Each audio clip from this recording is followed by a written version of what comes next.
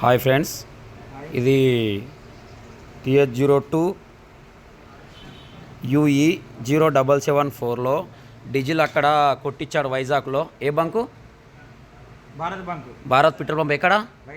వైజాగ్లో తాళ్ళపాలెం బంకులో కొట్టించారు. ఇది చూడండి, డీజిల్ ఎలా ఉన్నది. సేమ్ మన సర్ఫ్ నీళ్ళలాగా ఉన్నది, దీంట్లో పినాయి లాగా ఉన్నది. అసలుకి డీజిల్ ట్యాంక్ మొత్తం ఇలానే ఉన్నది.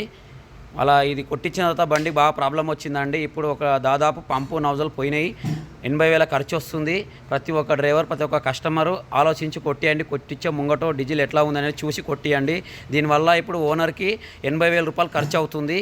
ఇది ఎవరు భరించుకుంటారండి చెప్పండి?